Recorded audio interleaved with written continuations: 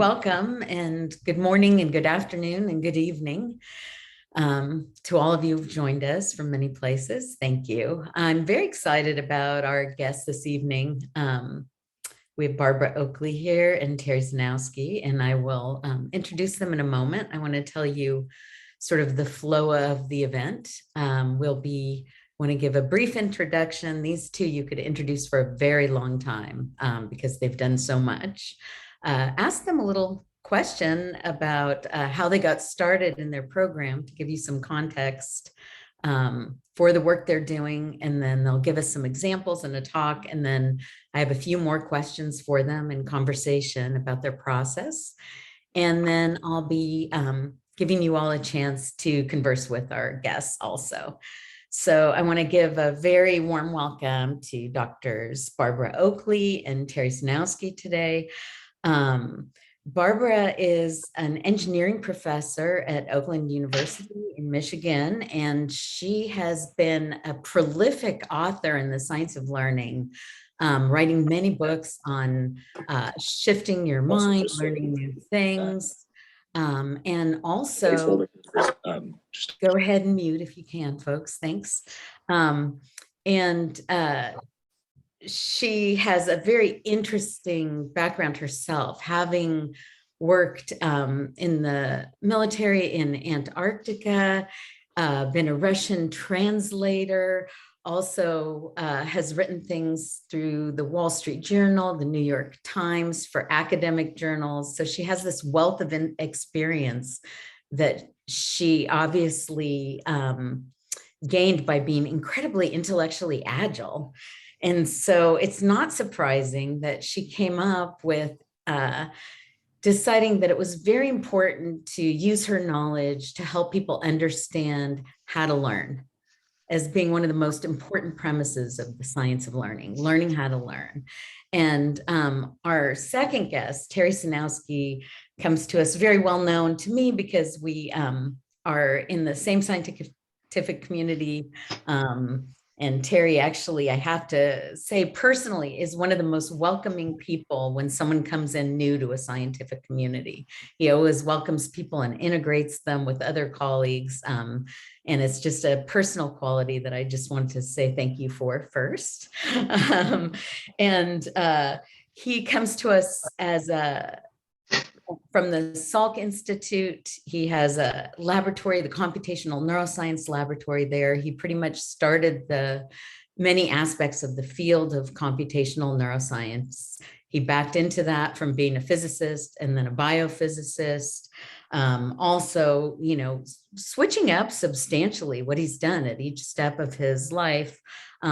He also started the very popular neural information processing systems conference and the associated proceedings that have really led the way for what many call the deep learning revolution in computation. And he co-directed the Center for Temporal Dynamics for Learning with us, coming at it as a very important collaborative venture, having been actually prior to that and as during the process, inducted into the National Academy of Sciences, National Academy of Engineering, National Academy of Medicine, and the National Academy of Inventors. So there are very few people in the world that are part of all these different national academies. We don't have time to go through his accolades or Barbara's at this point because we want to hear from them. But I mean, it's very interesting to me that these are two people that decided to go ahead and use their talents to share their knowledge with people in the public at every level. And so I wanted to start out by saying, you two, given your positions in science, in your career trajectories, what engaged you and inspired you to go ahead and launch a MOOC and launch public science? So if you will, I would love to hear from you on that. Well, let me start by saying that I first met Barbara at a National Academy meeting, up at UC Irvine, and it became clear, we had dinner together, that she had a passion for education. And so I invited her to come to UC San Diego to give a talk to our center, TDLC. And that's where we conceived our course, Learning How to Learn. And I remember vividly her lecture, because in addition to our faculty and students, there were also high school students in the audience, and also high school teachers. And she could reach every one of us. You know, she really had a talent. It was pretty clear. And also I could see very close contacts between her practical insights that you'll hear more about and how the brain works. And so that's really where we came together. But Barbara may have a different memory. Oh, Barbara, you're muted. You're still muted. Go ahead and unmute, Barbara. Huh. Okay, let's see. Did it stick? Yes, it's stuck. Okay. So then no, that's spot on. That's my memories as well. And I guess just a little bit more along the lines of why we're doing this outreach is that I had volunteered for 5 years in an inner urban school district in Pontiac. And I saw that the kids were tremendous, but they often had absolutely no idea about how to learn effectively. So that prompted work to put together a book, A Mind for Numbers, about how you can learn and be successful in math and science, even if you're really bad at, if you think you're really bad, which actually, from my own background, I loathed math and science, I'm embarrassed to say, when I was growing up. So I flunked my way through elementary, middle, and high school math and science. But it was when I was getting out of the military at age 26 that I began to realize it was a good idea to see if I could change my have a bit of growth mindset and open my perspectives and see if I could learn in math and science. And obviously it did work. But if I'd known then what I know now about learning, I could have made it much easier. So that prompted a book, A Mind for Numbers, which has been very successful. It's sold over 1 million copies worldwide. But it's not, I mean, the ones that we most want to reach are those who are not going to read books. And yet those very gifted kids and students and people around the world, they will watch videos, especially well put together videos. And that's where Terry and I kind of put our heads together and said, well, now we've got this new thing called MOOCs that are coming out. Why don't we see if we can reach a much broader audience? And so Terry is the one who, with the idea and the who opened the doors as well to getting on Coursera, which actually made a big difference. They really are a sort of, it's an old-fashioned word now, but to say that they're the Cadillac of online platforms is probably appropriate. So I remember when Terry got the permission for us to go ahead and create a course, I remember feeling like the dog that had caught the car. You know, it's like the dog runs after the car, but what does the dog do when they catch the car? And we really didn't have any idea about how to proceed, but we just felt it out. So it was at the very beginning of MOOC making, and so we had to learn things like, how swiftly do you speak? What kind of things can be engaging for those who are watching? And I do have to say that if you had asked a school of education to put together a course on learning, what they would have given you is like 3 weeks on the history of education, 3 weeks on how babies learn, 3 weeks on theories of education, and maybe a little bit towards the end on how you learn effectively, and hardly anything on neuroscience because that's just too hard. But Terry and I flipped that completely on its head, and we started by using metaphor from a foundation of neuroscience, and people absolutely love it. They just love that they feel they're getting a good grounding in reality instead of just theory, and yet they can understand some of that in-depth neuroscience, at least metaphorically speaking. So I Yes, can, and to interject 1 second on how much they loved it, I found the numbers here. I found it fascinating. Learning how to learn alone had 3,371,851 students thus far. And I saw that and I was like, that's just outrageous number of people that you're able to reach through these Actually, courses. there's another million on the older platform that didn't get counted, as well as Wow. the others that the other language platforms. So sort of Portuguese, Chinese, Arabic, Spanish, those don't get counted either. So we're starting to get close to 5 million if you put those all together. Yeah, to me, that's just an amazing impact. so I want to add a footnote. I think Barbara really captured the spirit of what we were trying to do. But I can give you a little background from our Science of Learning Center. And Andrea was one of the co-directors. And she can attest to the fact that we were very, very motivated to try to help students, and we were frustrated. We had done great science. We had great. We brought robots into classrooms. This was, really pathbreaking. But the problem was, what we discovered was that the real problem isn't really trying to understand the science of learning, which is, of course, what we do. But the real problem are gatekeepers that kept us from getting into the classroom. And I have to have a shout out for Susiang Lim, who is here, who helped supported the Science of Learning centers, and for whom we really owe a debt of gratitude. She also helped support a neuromorphic engineering workshop that I helped found back. This has been going on more than 25 years now in Telluride. So, but here's the problem. The problem is, as everybody knows, you have gatekeepers. You have all of the boards of education.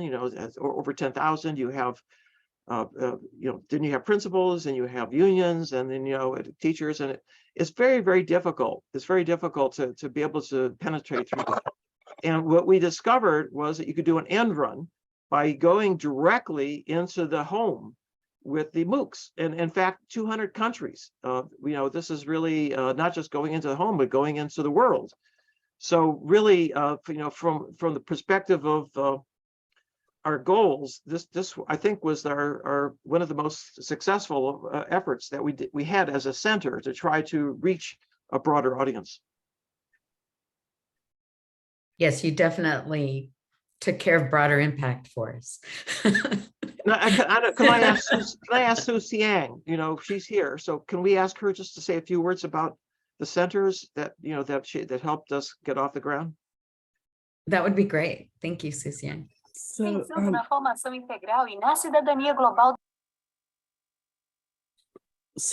this is not great timing. I have a very bad cold and sore throat. So, but yes, I do want to say that the Science of Learning centers that were funded by NSF have been really instrumental, I think, in focusing attention on the issue of learning across not only education, but also in terms of learning for technology innovation.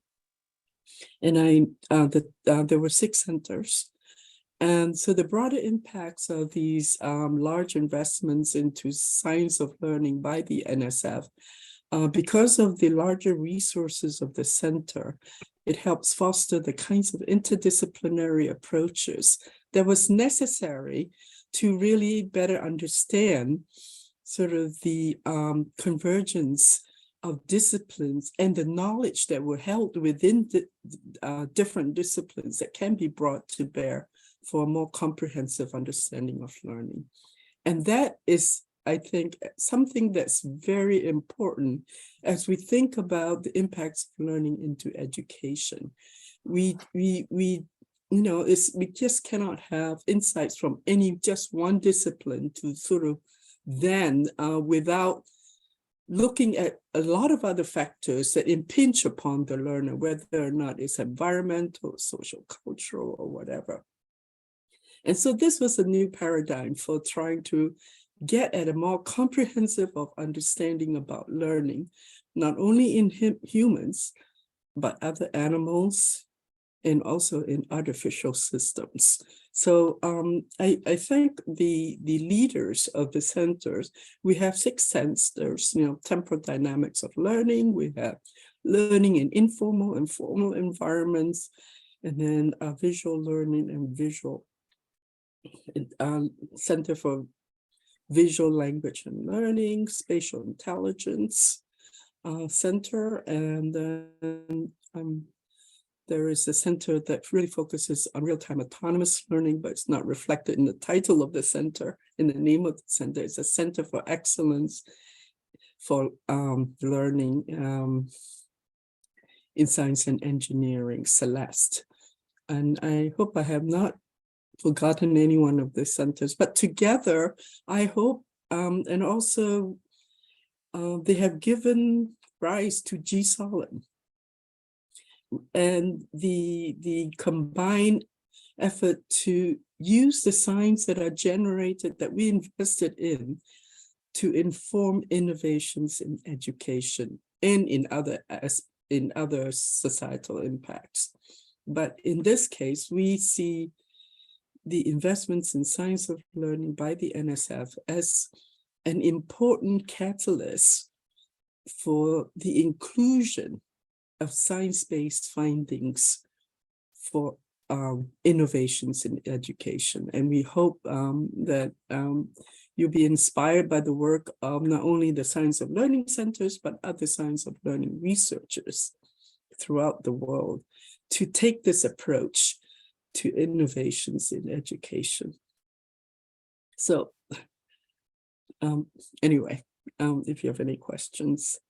There is still currently, the Science of Learning Center has now transitioned to a core program at the NSF. And it's called Science of Learning and Augmented Intelligence. And I do want to say a couple of words about augmented intelligence relative to this, because it's still important to conversations at this level. The augmented intelligence component of the program speaks not only to our interests in learning within individuals, all the kinds of processes that occur within the individuals as they learn, but to really better understand how human cognition can be augmented through interactions with human others, right?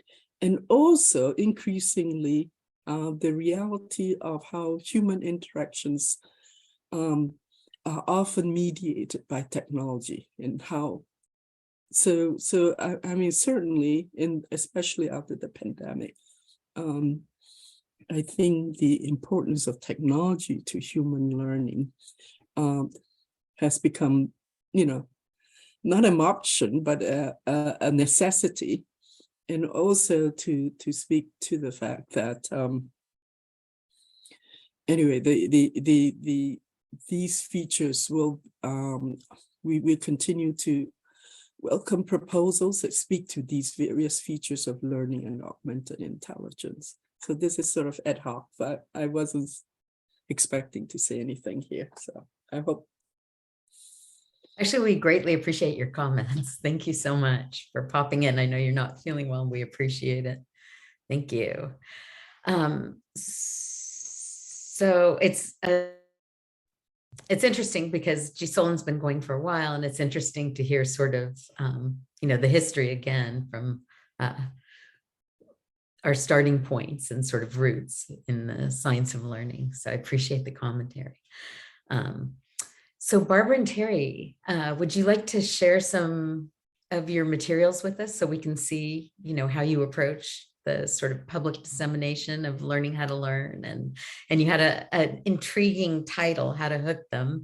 And I see that your courses have been particularly sticky, as they say. People like to finish taking them also.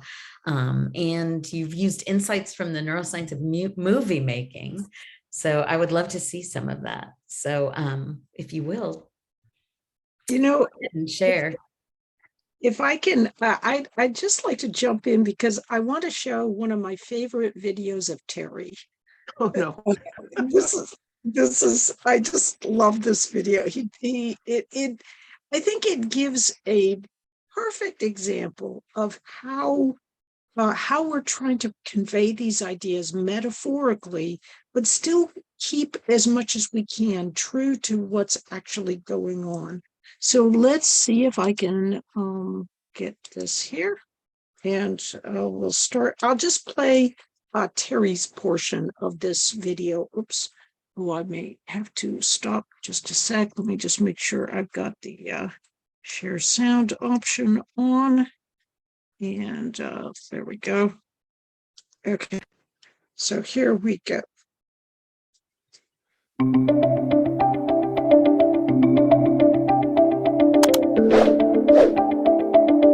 Here I am. Oh, wait a minute. In the- No, this is my kitchen. This isn't Terry's. Where's Terry? I just had him up. So hang on. Sorry about this. So while Barbara's finding it, I can tell you another, their most recent book, I believe, is on uncommon sense teaching. So it brings in the science of learning into the realm of teaching and things that teachers need to do with students. Oh yeah. We're all used to the Zoom problems of So actually, it's having to bring three things MOOCs. up on your screen. Uncommon sense teaching is actually 3 MOOCs in a specialization. So it's actually a very in-depth attempt to get teachers to bring them up to speed. Yes. Okay, so let's try again here. This one is actually on the Coursera platform, so you can see how it's here.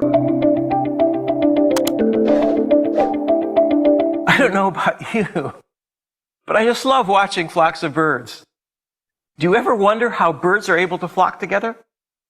As you can see in this video imagery, there is no one main bird directing the flock, which often reorganizes. Instead, the movement of the flock emerges from how the birds subtly influence each other.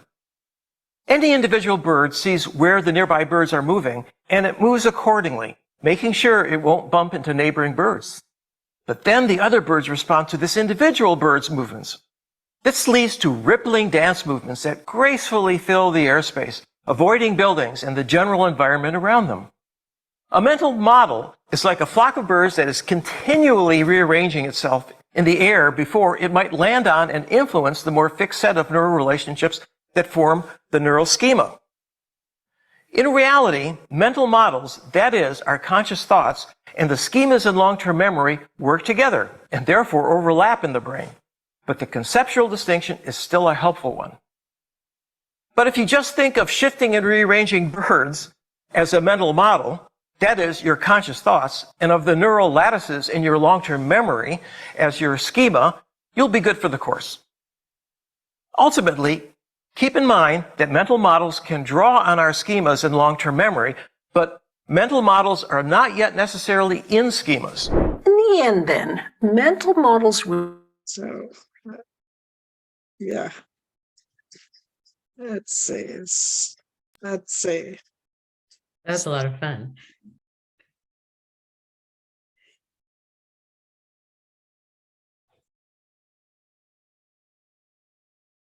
So that was all done with green screen, and that's something Barbara really introduced, and it was a very, very effective way of bringing in extra things that help illustrate what you're trying to get across. Right. And so then we're able to bring in great. One thing that people often don't realize is there's something that they call the curse of film. which is what neuroscientists call it, which is a very odd expression to me because I call it the allure of movement. And that's something that Harry and I build very strongly on in our MOOC making, is notice that there's all these animations and things that are happening. It's not excessive, but what the curse of film, or the the allure of movement, is that when things are moving, and not just hands, which are very predictable, but something is moving and perhaps unexpectedly, it really attracts attention. And so that we take a lot of advantage of that bottom up, people just have to look at things where there's this motion or unexpected motion. And you see that in Terry's video there. Let's see. So let's see, I do have some more examples if you would like to see. I have so many examples. Yes, that, we would actually love to see more of your work. So. Okay.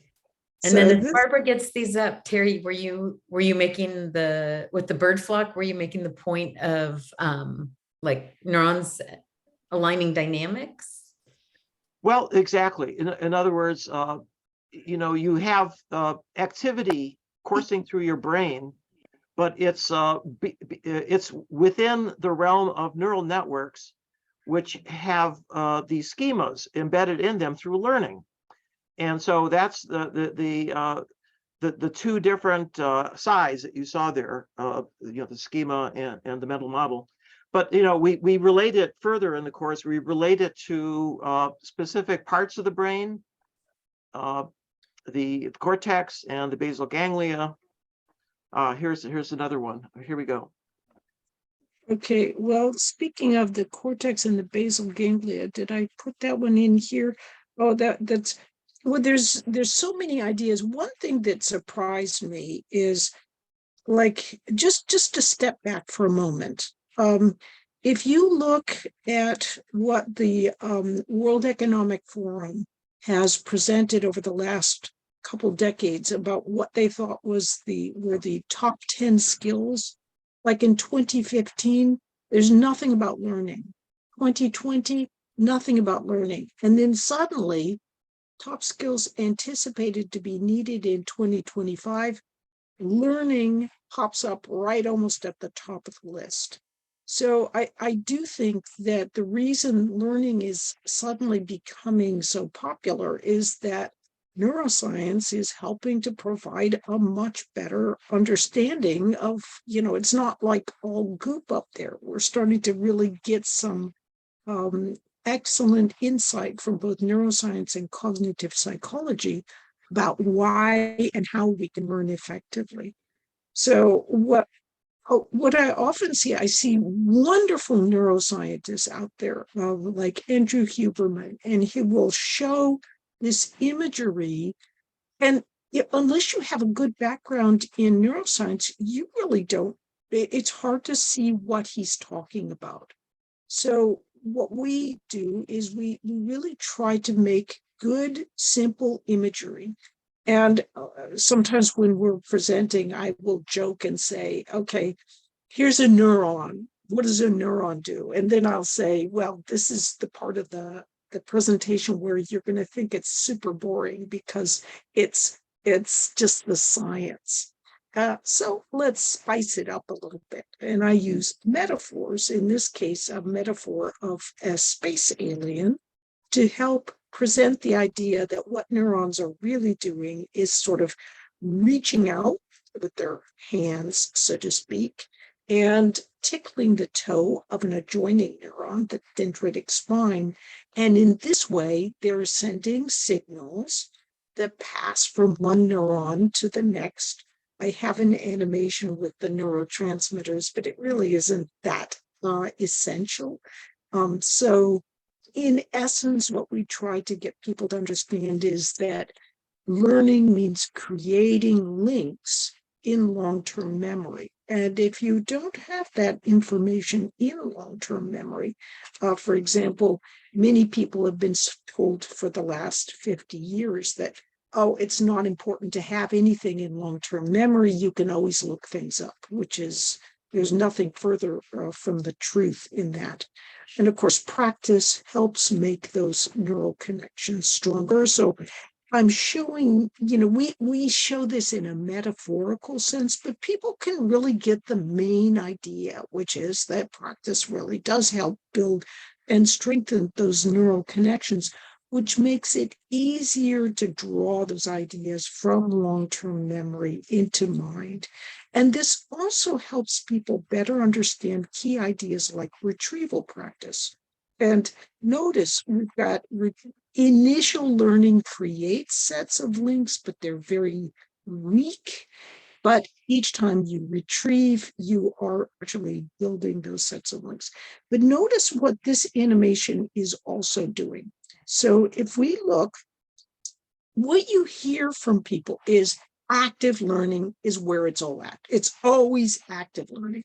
No, if you look at the history of education, direct instruction, that is a mixture of explicit explanation with active learning on the part of the student, is what makes for good learning. And this really shows that, because look, at this point, we have the instructor involved, helping to do initial learning, either by providing a textbook or face-to-face speaking or whatever. So this, I so often see this very one-dimensional emphasis on active learning is the only way to go, but actually it's a balance. The instructor, a back and forth between presentation, explicit instruction, and active learning on the part of the student, that it also includes retrieval practice. Notice what we're doing here is we're like emphasizing visually that retrieval practice has hundreds and hundreds of research studies that help back that up. We also use metaphor all the time, and metaphorically speaking, you can see how we use metaphor to take a key idea that someone has learned, those sets of links, and use those previously learned ideas to much more rapidly onboard them onto new ideas. So we repeatedly describe the value of metaphor, and we also use metaphor to help show the idea of metaphor. Of course, if a metaphor doesn't work, you can just always throw it away and get a new metaphor. Everyone knows focus mode and default mode network, or which we call diffuse mode, test positive versus test negative networks. We talk about these kinds of things. We use a pinball machine to help convey the differences between these two ideas. And most people, even young people, get the idea that, oh yeah, how does a pinball machine work? And you just pull back on the plunger and, those thoughts go bouncing around. This is a metaphor for focus mode. So those rubber bumpers are close together, versus default mode network, where the thoughts can range much more widely. I sometimes like to joke that you're generally in one or the other mode at the same time. You can't be in both modes at the same time unless you are taking certain forms of mushrooms. And then I quickly say that I am not espousing that, particularly when I'm in countries that are not happy with this. So, but all these ideas, as I mentioned before, it's not only that business is interested, and K-12 and higher academia, even religious institutions are really interested. So there's me with Yongye Mingyar Rinpoche and my husband. So we're, there's like, look at these monks. At first they were like, come on, is there really this thing called a neuron? And after a week of discussion, they were really excited about these ideas and excited about teaching the children of Nepal about these ideas. So we do little things like this dopamine and how dopamine can be dispersed through various areas of the brain, and mice without dopamine or their systems have been deactivated, can't learn. So ultimately, dopamine, if you're a little curious about problem solving, you can try different approaches. But when you finally hit the right approach, that helps squirt dopamine out. And that is why those pathways of linked neurons can develop. So this also has to do with this idea of task positive and task negative or default mode network.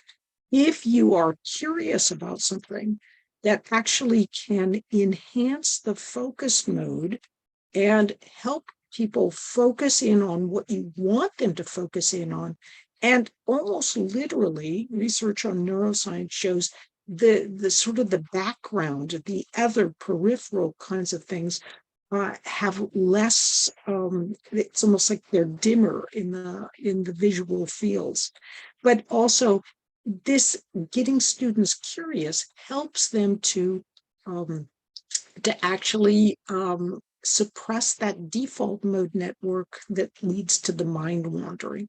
And of course, we can see this kind of thing with if you look at the eye, you can see when a student is in mind wandering versus focused mode. It's a bit like a gambling tell. So, and I talked a bit earlier about the allure of movement, bottom up movement, judiciously applied, can really attract people's attention. So we, instead of saying there's slots of working memory, we like to the analogy or the metaphor of an octopus, or in this case, a quadrupus with 4 arms that is working memory and that helps create those neural links that are deposited in long-term memory where a student can later grab that information out. And we also describe how when, want students to be learning something, if they practiced and used retrieval practice, it's easy for them to put these ideas together. Whereas if they haven't practiced, what can happen is they can sit down to take a test, and that's when they discover there's nothing in long-term memory if they have not done things like retrieval practice. So they can come to you and say, oh, I have test anxiety, when actually it's not necessarily that at all. It's simply that we have not yet taught students how to learn effectively. I mean, it's just amazing to me. We have all these teacher workshops with hundreds of millions of dollars that are expended annually throughout even just the US to help with teacher professional development, both at university and at a K-12 level.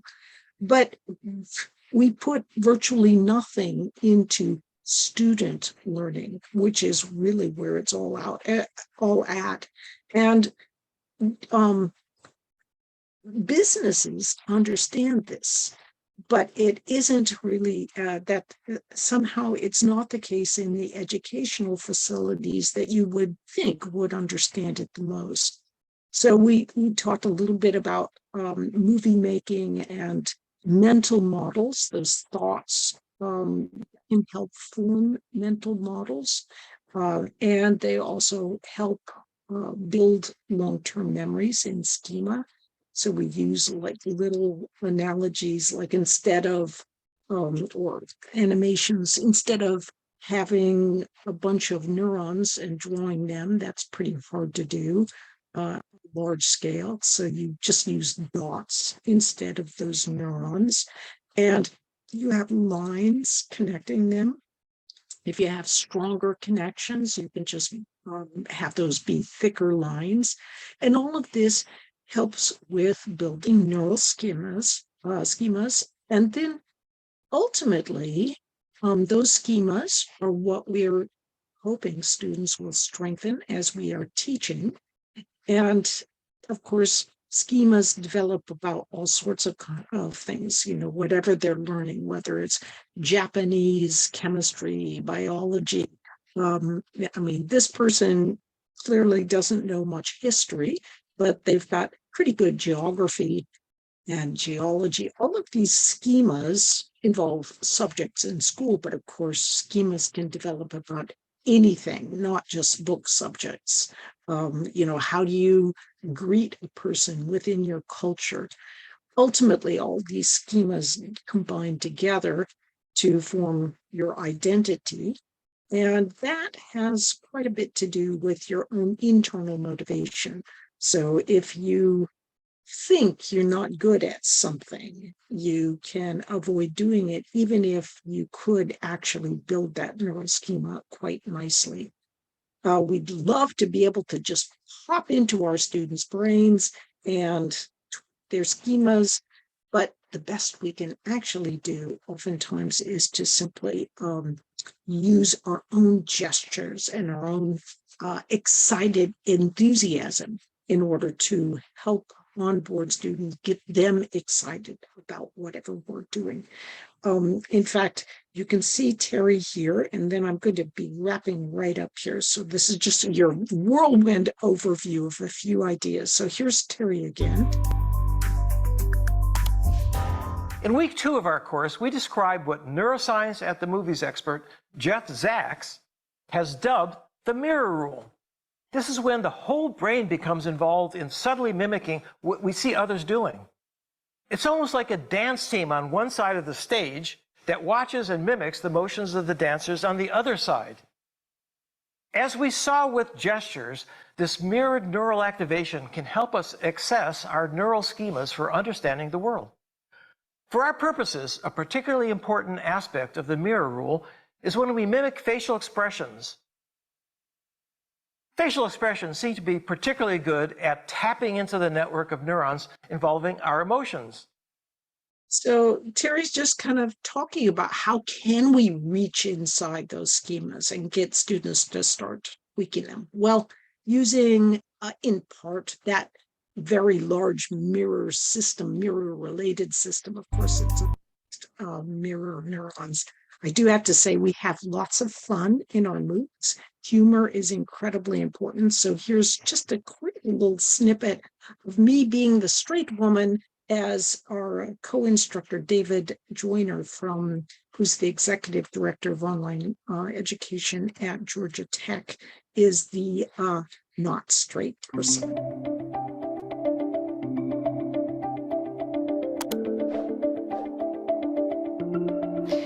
If you had the choice of 2 different online courses, both good, but one of which had a little humor sprinkled here and there throughout, which would you choose? And which do you think most of today's typical learners would choose? So it just gives you a little sense there of the kind of things that we're doing. Of course, we know that good teaching means getting our students, in some sense, their mental models are in neural synchrony with our own mental models. And so this is, we can help this process by helping students access information from their schemas. And ultimately, we can share our mental models, and that is good teaching.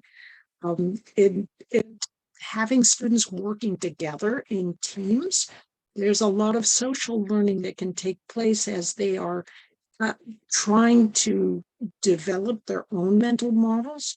Let's say this person just got a good idea in part from their own schema. They all get on board with the same idea. And this person just sort of starts mind wandering. So group learning is good too, because it can help get people back on board when they start getting off track.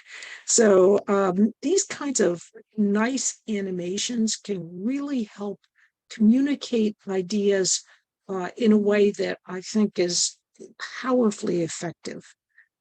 So Andrea, I have a few last slides, but do we want to, do you want me to, Terry and I to cover some of these, or do you want to just stop here and ask questions? This is super interesting. So let's roll with it for a little bit more. Okay, Terry, feel free to, because this is Terry's and mine, so it's, just jump right in when you feel like it, Terry. What we found is that education, the audiences around the world they're hungry for broad answers to broad questions, not just narrow research results. And of course, what we often want to present is our own narrow research results.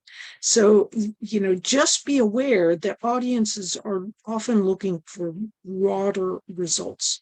They love it when you present ways in a very, very visually oriented, so they can understand and remember. You can convey ideas in 20 seconds that could take you, half an hour or more to convey without the right image. But yet that quick little visual, that animation can sometimes take you many, many hours to prepare. It is worth it. Use metaphors, anthropomorphize, try to give it a human or a personality. Use that idea of the allure of movement, because it will really help keep people gripped. One thing I notice is, for example, if I talk about working memory and long-term memory, sometimes audiences will say, well, yeah, but how come cramming works? But it doesn't stay very long. I mean, that's a really perceptive question. And if you're just focusing on working memory or on long-term memory, you're going to miss some very important neural insight that you could provide, in that the hippocampus, for example, has much weaker links. So you can cram by learning quickly through the hippocampus, but those flimsy links can much more easily fall away. So we use the analogy of hip for the hippocampus, and hip is like this glib little guy with a character. And then we have neo for the neocortex, and neo is, she's really strong, and she's able to build these nice strong links. So we anthropomorphize. You do have to be wary in that however you anthropomorphize, people will complain. Some small group of people will complain. So each of our characters here has good and bad traits. But for example, Neo can't learn very quickly, but when she learns it really well.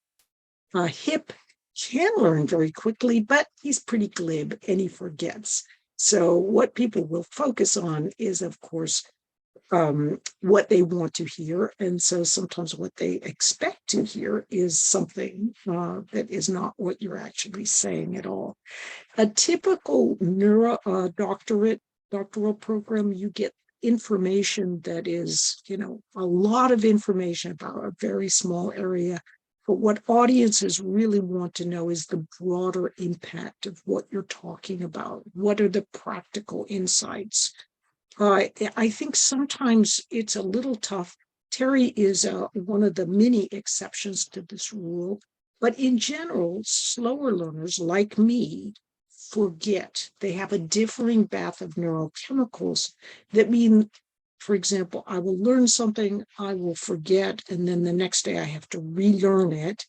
And someone with a really good memory, a fast learner, and these are often quantified as much more intelligent individuals, they have a differing bath of neurochemicals. They can keep those connections But what this means is because they can remember everything so easily, sometimes it's really hard for them to step back and see the forest because they have such cognition of the trees, the individual trees. So most likely, if you are a higher level academic, you are one of those ones who is very much aware of all those lovely individual trees.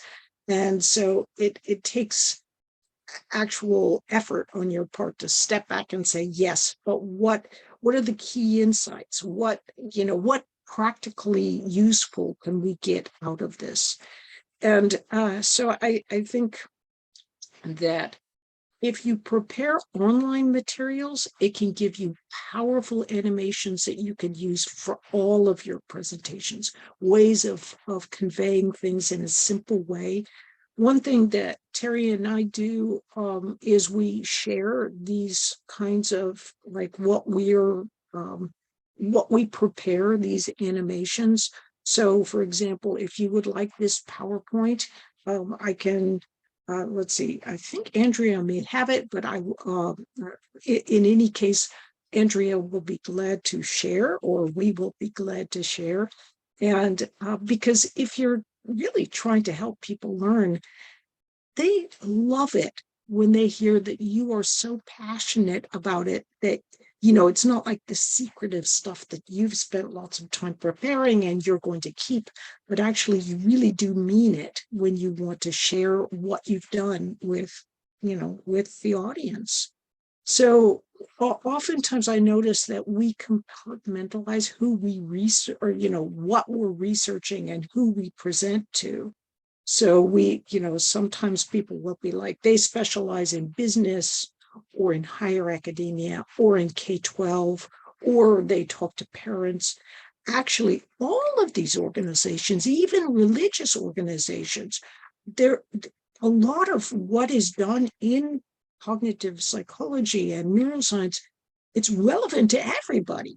And so, if you can kind of think of a bigger group of potential candidates who would be fascinated to learn of what you're working on, if it's conveyed in a accessible way, instead of kind of compartmentalizing what you're doing, if you can think more broadly, that would really be essential or very meaningful for a lot of people. So just a few ideas of areas that we feel need deeper neuroscientific research. One thing that shocks me is, people love the Pomodoro technique.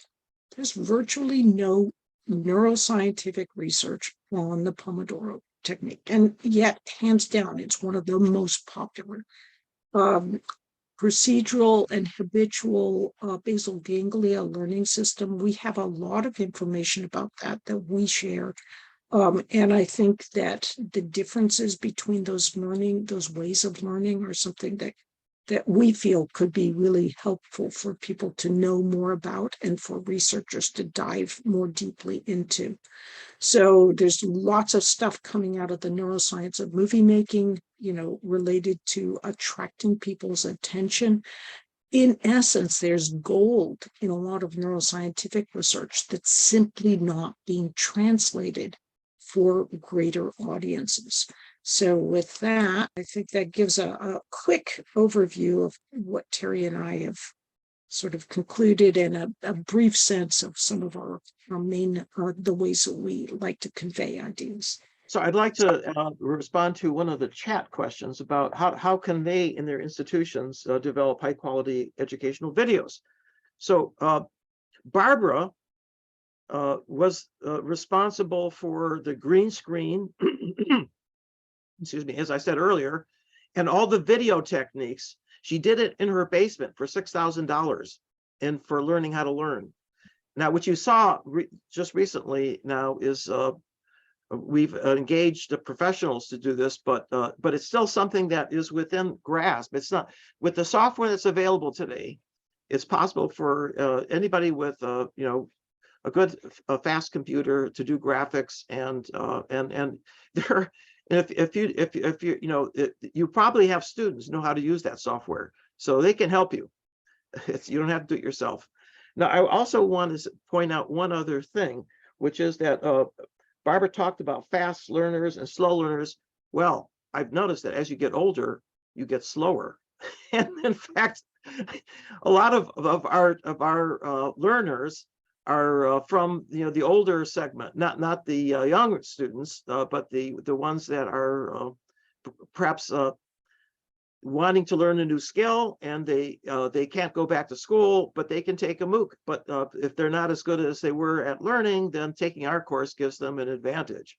So that's another factor, is lifelong learning. And then finally, and this is something that you probably picked up from the fact that Barbara was in Nepal, or was it Tibet? I've forgotten. Was it Nepal? Nepal, yeah. Oh, that's right. Tibet is in China now. Okay, so so is that she has visited dozens and dozens of countries. She is the Pied Piper of education, and everywhere she goes, they love her.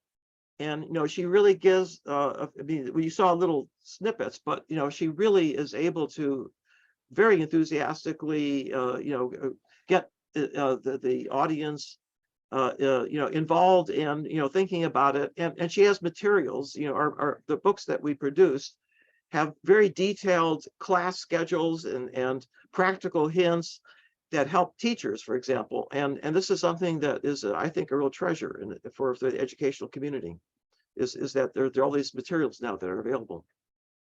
And I think a wonderful thing is the collaboration with Terry has been just, I mean, nothing could happen without, Terry's so good at, like, he'll have ideas about metaphors and different ways of presenting things. And then if I have an idea that's off track, Terry will be very gently and nicely getting me back on track with something that, so it's, it's really a partnership in how we create and even present these materials. And so it's kind of fun when you have a good collaboration like this, because Terry often doesn't realize it, but he may be presenting somewhere off in Singapore while he's sleeping. And, I'm discussing his insights as well as our joint insights. And it works really well.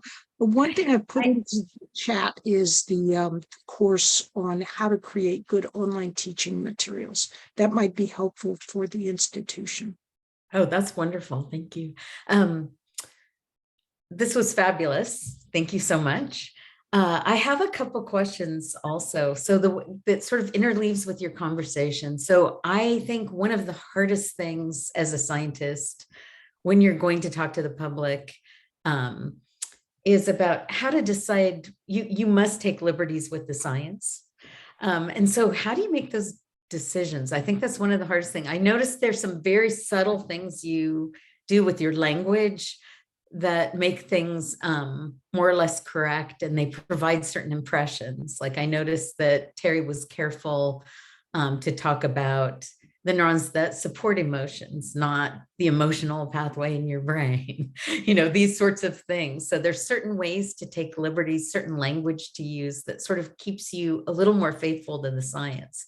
And I think those are the hardest things when you're a scientist to figure out how to do. So I'd love to hear just a couple comments on that. Terry, you want to start? Well, so typically what happens is that I'll give the scientific version, and then Barbara translates it into something the students can understand. No, you're absolutely right, Andrea, that this is very, being able to get across the concepts to the public, is a talent that is very different from, as you know, from being a good researcher and writing a technical paper. So I have greatly admire, some people like Barbara who can do that really well. And I think that by working with her, I've been able to translate some of my ideas through her to the public, which is really, I think, the real impact that our courses have had has been, through the work that she's done on both. I mean, by the way, it goes beyond the concepts, because what you're really trying to do is engage the students emotionally. You're trying to bring out other parts of their brain to help. And as you know, the neuromodulatory systems in the brain, dopamine was mentioned as just one of about a dozen that are very important to engage those. If you want the students both to learn and to remember and also to enjoy the process. And that's really what we are trying to do. Yeah, I think the enjoyment is what makes you go back, right? So if you're talking about learning how to learn and you want people to keep going back and become lifelong learners, then really the enjoyment is key. Yes. And having that little bit of humor, and you don't have to have humor all the time, but if you just have it there occasionally, they'll be like, students will be like rats, pressing the lever to get that occasional dollop of, of pleasure. But I think that, so I think that the main idea is nothing will ever be perfect, but just getting as close as you can to making something that is understandable and yet, true to the science. It's easier in some sense because we're scripting things. And so we can every single lecture we give is the best we could have possibly given by carefully thinking things out. Some people, they do well by just not scripting, but I think it's really helped us to be able to script, think ahead of time, be able to come up with good visuals for whatever we're presenting. Yeah, it's amazing what a difference it makes. Yes. Because as I was watching the animations too, I said, it draws you in, as you're saying, the motion draws you in and it occupies a lot of your mind that would be bouncing otherwise while you're talking. And it does give you two things to do at once for a multitasker. So I think that was super effective. Thank you. Then I wanted to run into the next question here. And that is that you have been translated into a number of languages. And so I'm excited about this G-Solon presentation, in part because, we're a global organization, but we often don't have a lot for other countries. But in this case, we do, right? So I saw that there was Portuguese and Chinese, Spanish. What other languages? Let's see, Arabic, Russian. We actually had a complete Russian version, so that's sailed off on its own now. There is a Spanish, there's like two different Spanish versions. One is a subtitled version that has all of the web pages translated into Spanish, but still has the English videos.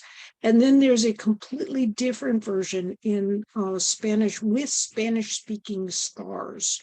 So that's pretty cool. It hasn't done as well, but I think that's in part because the incredible teachers had some personal setbacks, so that made things difficult. It's in Kazakh.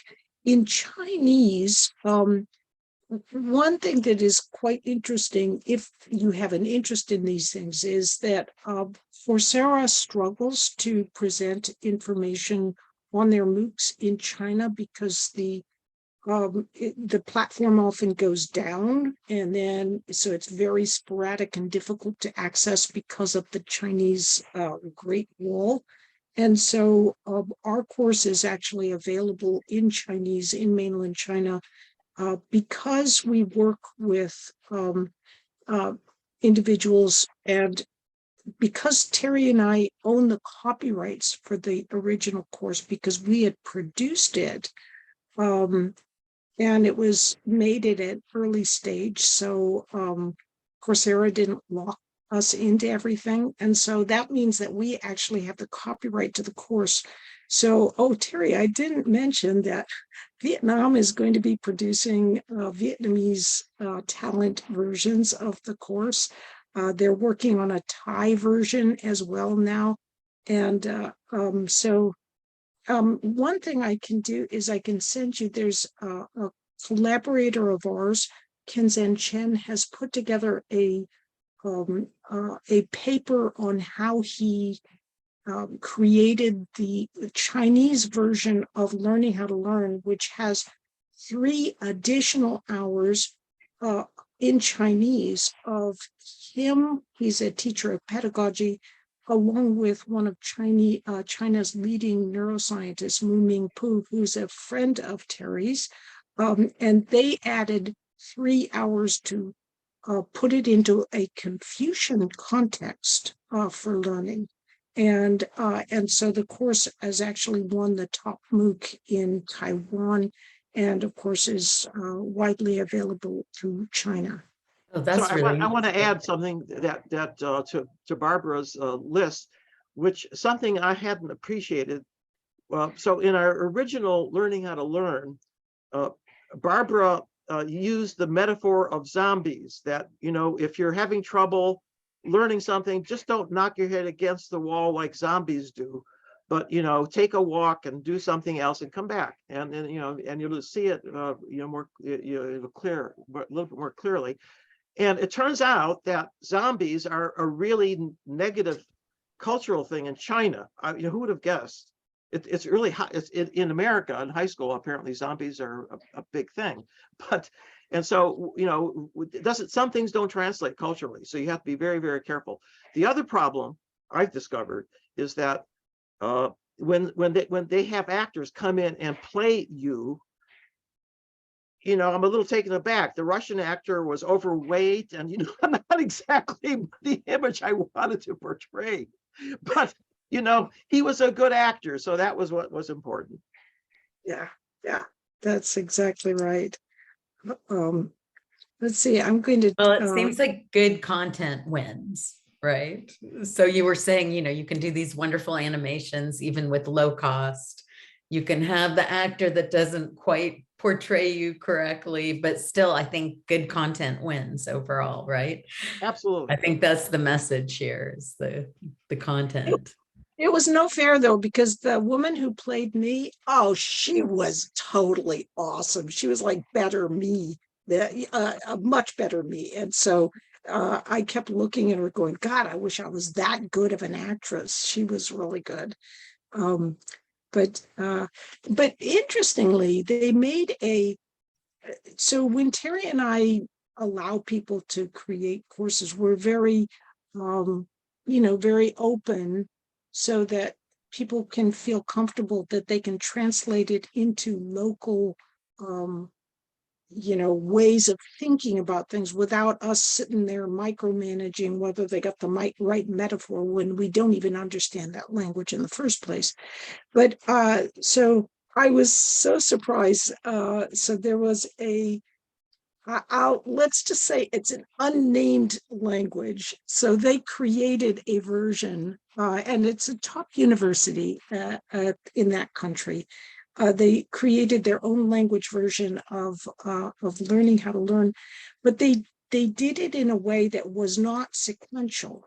So you could like pick one area of like related to the body or related to how to remember things or these kinds of things, but you didn't have to follow sequential. And so she was saying, oh, this is just so much better than your version, because they can go off and they can select which way they want to do things. But what was really funny was she said, your version only has like 10% completion rate, which is actually still pretty high. And when you think about it's actually, it's like, how many people actually finish a textbook? I'd say it's probably way less than 10%. But anyway, the going average is 4% for the good courses right now, right? That's what I read. For the top courses, the average is 4%. That makes about sense, a good sense. But when she wrote up a paper about it, she didn't put what their completion rates were. So she was disparaging our 10% completion rate, but didn't include her completion rates with the revision. So I pointed that out, and they are revisiting the draft of the article now. So, but I think one thing you have to be very careful of is that when you're taking a MOOC for free, of course, people don't, they're not paying for anything. And it's like picking up a book off a shelf. You just take what you want, you read the articles you'd like, and you don't have to finish the book. So I think we're actually doing very, very well for a course that's, people don't need to take and are not going to really get any credit for. So Barbara, one of the wonderful things that has for me, and I know for Barbara, is that we get feedback from our learners out there, and we get fan mail every day from people who really not just love the course, but some of them come back as TAs and help others teach it. So it's really like a community. And Barbara sends out a Cheery Friday note every Friday, which helps people who want to continue to have contact, and she'll tell them about new books and new things that are happening. And she's going to give a lecture in someplace in India, and come to the talk, and we'll meet afterwards. So this is a community that we've created. I did notice that some of your fan mail was over the top too. I noticed online. I mean, there were people saying this changed my life. It was, pretty profound. We often as instructors get nice messages like great course, love the content, blah, blah, blah. But there were some that were like, this was life-changing. And so I thought, wow, that must feel really good. Not only to have this big impact, but to get messages like that from people that you've actually, transformed their life in some interesting way and allowed them to do things that they didn't think they could. There are questions in the chat, and I would love for people to be able to get answers to those. I'm going to go ahead and ask Winsome Wait to help me read those chat questions out. Right. And actually, there are not too many, so we should ask the audience to go ahead and put questions in the chat right now. But there is one asking about the course in Chinese and how participants would get access to that. Barbara or Terry? Okay, so it's been a bit. So I just put a paper by Kenzhen Chen about the redevelopment of the MOOC in Chinese. And if you just he is the corresponding author. So if you just reach out to Kenzhen, he can tell you what the best way to access the course is now. From what I understand, it was on NetEase and Shuiteng X and CNMOOC, which are the top 3 networks, but it varies sometimes on which ones it goes on. There was a little bit of a problem because apparently the translation of learning how to learn, which they put as the Tao of learning, but if you mispronounce it in just a certain way, it could be taken as something negative against the president of China. So for a while, the course was actually down for a few days because it was taken off by censors for something, that was not in any way intended. So one can inadvertently put one's foot in things even without meaning to, in certain environments. And I should say, that also relates to the idea of metaphors. People will often say, oh, be very careful with metaphors because you could disenfranchise or, anger certain groups. And the reality is that metaphors help strengthen people's, connection with the material within a group. Sometimes they can do externally to mini groups, but the more you water down your material by by not using metaphors, the weaker you make materials. So, I mean, that's our finding. And basically, you can never make everybody happy. You will always have some weird thing that you never even thought about that could, upset some group. So you just do your best, try not to do anything flagrant. That's pretty easy. But don't give up on metaphors, just because someone is saying. We do find that visual humor, visual things and visual humor, that cuts across pretty much all cultures. So like that little bit that you saw with David Joyner and I, that's funny with the music in most cultures. And so try to incorporate some visual humor and visual metaphors, and you'll be pretty good. So I have a funny story to tell about zombies. So in one of the segments in Learning How to Learn, I did a neuropsychological exam of zombies because, we know a lot about behavior in the brain. So I said, clearly zombies don't talk, so they must have problems with their language areas and they're not good at planning. That's the prefrontal cortex.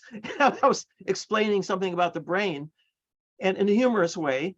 And one of the, one of the people who wrote us, an email said, "How dare you make fun of disabled people?" And it was, I had never occurred to me that this would be taken seriously, but it is. You never know where something's going to come from if you have a big enough audience. Well, here's another one that really got me was a young lady with dyslexia wrote because she was very upset that we said that dyslexia has some advantages. And she was very mad about that because dyslexia is really harmful and we shouldn't be saying it has good aspects to it. And so I disabused her of that notion. And but you really can never tell what people are going to be coming up with. And so sometimes you just have to either, be very even tempered or just not respond because it can take so much of your time to try to, address some of these things. But by and large, I mean, that's like for every 100 positive emails you get, maybe one, somebody has got some kind of, their knickers in a knot about something. But it always is a little bit humorous though when it's like you need to get stuff completely out of the blue that you never would. I mean, I never would have anticipated that somebody would write and say, "How dare you say something that's good about dyslexia?" It's interesting. I mean, that's a good lesson, I think, to all of us, that you can have one of the best courses out there and you still can't make everyone happy. So it shouldn't stop people from doing things that have a positive impact, I think. And I think that's true for organizations too. So I think, Winsome, you have 2 questions in the chat. Yeah, so we only have a few minutes. So the next one is around vetting. It says, how do you vet whether the ideas have been morphed beyond the science when it's in another language that you don't understand? So that's the first question. Barbara, Terry? I didn't quite catch, what was the question again? How do you vet? How do you vet for the science? How do you do fact checking on fact checking when it's another language? Your best bet is really you go with a good qualified group that is putting it together. And it's kind of like, that's what Coursera is doing in general. They're outsourcing to universities and trusting that the universities are going to put together legitimate materials. And that's what we do, is basically we outsource to good universities or good solid groups who we know, we feel confident that they will do a good job in staying true to the science and still being funny. Yeah, and that's really important. Thank you, Terry, for translating for me there. And the other question says, can you share some of these easy to use programs for visual lesson making?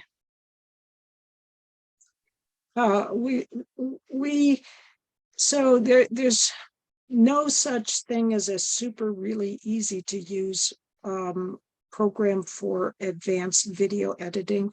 Sony Vegas Pro. I mean, we use Sony Vegas Pro for our first learning how to learn, and it's kind of like video editing for dummies, and it worked pretty well. But it's not industry standard. That's Adobe Premiere Pro, which is really if you've got 6 months to spare to learn it. It's a very simple program to learn in 6 months, but Camtasia is really good for most purposes in academia. The only thing, they have green screen, it's just not quite as good as Adobe Premiere Pro. So Camtasia is one that we often recommend. Right. Andrea? Well, I just wanted to thank Barbara and Terry and see if there are any other questions. Feel free to unmute at this point. We're a smaller group if you have additional questions. And are there any questions from the audience? Okay. Perhaps we're questioned out, in which case what I'd like to say is Oh, wait, Andrea, I just want so we Barbara and I have a blog in Law and Liberty on practice, and this is a very important issue here in the United States. And Barbara, could you say a few words about our blog? Oh, thank you for. So the link is right there. So one thing that we didn't really that I didn't describe here, but let me just pull it up very quickly. Or yeah, I want to show the just the imagery that we have about so there are two ways that people can actually learn. I mean, create those sets of neural links that we've just described. And those two ways are, okay, so let me share screen. And this is so incredibly important. And it has to do with things like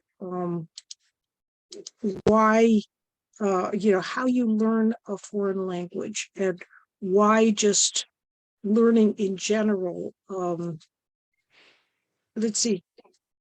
So, okay, let me just kind of bring this up. Okay, oops. So it's the procedural pathway is quite different. People often confuse, like, what is the difference between focused and default mode network? And that those, when we're talking about the difference between those two different modes, that's quite different than the declarative pathway versus the procedural pathway. And that procedural pathway follows it goes through the basal ganglia, which we like to abbreviate as a gang of basal plants. And you can see the gang of basal plants. Hippocampal, we've got our hip right there. But this has to do with that thing that I said I was talking about right at the very beginning. And I said that all learning isn't just lecture. It isn't just active learning. It's a mixture back and forth. And very roughly speaking, this is analogous to the idea that when you're focusing and listening to an explanation, that is, let me see if I can move this little rascal. That is like explicit instruction through a lecture, whereas when you're practicing, that's more like active learning. But we can actually see this in the brain, some of the differences. And I guess this is really just very rough, and there's exceptions and so forth. But those that set of links can be created through two different pathways. And so you can take information from working memory through the hippocampus to create sets of links, or through the basal ganglia to create sets of links. Both ways of learning are important for students, yet for the last 50 years or more, this basal ganglia procedural way of learning has been routinely dismissed or even made fun of by educators who call it, it's just rote learning that is drill and kill instead of drill leading to skill. So that paper that Terry and I wrote is talking about the vital importance of both types of sets of links to be able to help students learn effectively. And this is what I was mentioning, that what we're finding is there's simply not enough research on the vital importance of the procedural habitual pathway. We know that retrieval practice and spaced repetition helps with both types of learning, but explanation helps with declarative, whereas interleaving is that's more that kind of procedural way of learning.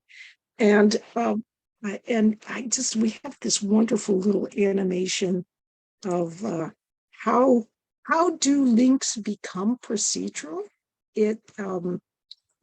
If basically, part of the infralimbic cortex is keeping an eye out to see whether you're doing things over and over again, perhaps in different contexts. If they are, then you create this procedural sets of links. Both types of links, like what we've been doing is by whole word approaches to teaching reading, for example, we've not allowed students to develop their procedural learning system, those procedural sets of links related to being able to read quickly and effectively. And that has crippled many students. There's quite a few, I think California as a whole, far less than 50% of students read at grade level. And there's many areas where it's like less than 30% of students read at grade level. And part of it is they've really marginalized this importance of this procedural system.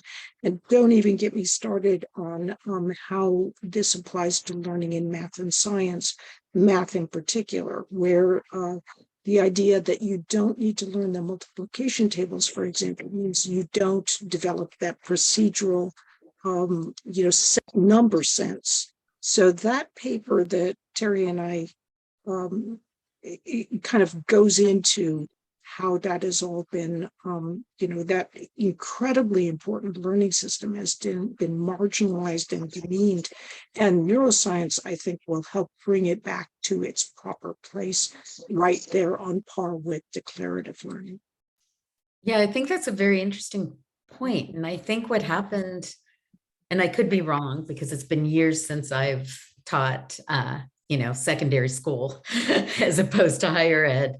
But I think what happened was that people mistook drilling for just sort of, cranking through information without understanding any of it.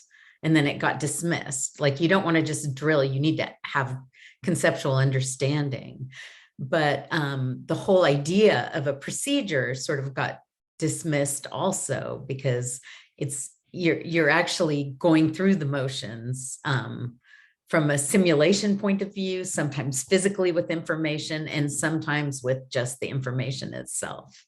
So the whole idea of a procedure, I think, maybe will help people understand why reiterating on information in an interesting way is distinct from the old-fashioned kind of drilling that people mistook to mean that that's how you learn. So sort of marrying the two, I think, is very important. And so it's interesting to sort of right the pendulum from swinging back and forth, to use a metaphor, and sort of understand that point of resonance where you can actually, get information in and use it. Even at the time, though, if you look at the textbooks, they were clearly providing a great conceptual understanding along with the practice that they were giving. It's just that it was so maligned and kind of mischaracterized in some sense. But this brings up another important idea, is that Terry and I have really made a point of working with individuals from very different disciplines. So, for example, when we worked to write the book Uncommon Sense Teaching, Beth Rogowski, who's a K-12, she was a K-12 teacher, and now she's a teacher of teachers at Bloomsburg University. But I have to tell you, the hardest part for me was not understanding the neuroscience and the jargon of neuroscience. It was understanding the jargon of education.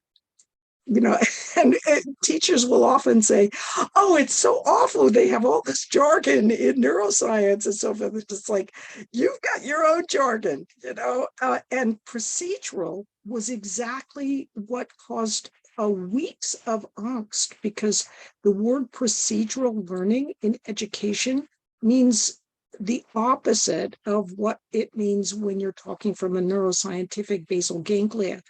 Procedural, you're learning procedural step by step. That's often done through the declarative system. But the procedural learning system is that basal ganglia learning system. And so figuring out that those two words meant something completely different between the two different disciplines was really very hard for us. But that was, I think, invaluable for readers and for people, because they could really see, they can learn what these basic words and terms can mean.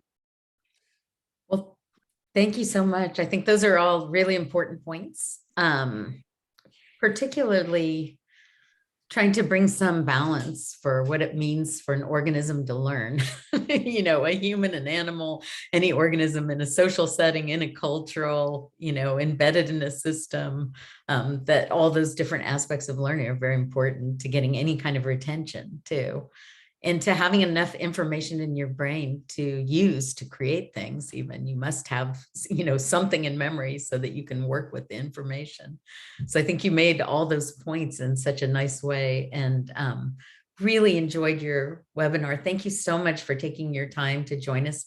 I know you two are incredibly busy and both all over the world doing important things. And we really appreciate you being with us today and giving us such a nice webinar. And thank you, everyone, for hanging out and asking questions. And do you have any final words of advice?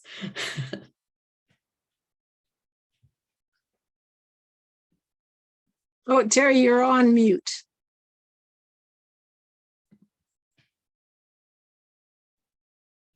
Happy learning. Okay. Thank you, Terry. Make a bad video. That's our first recommendation. Just make bad videos and you will gradually learn how to improve. Procedural learning. Yes. Yeah. Practice makes perfect. Yep. All right. Well, we'll go with that then. Happy learning, everyone. Thank you so much.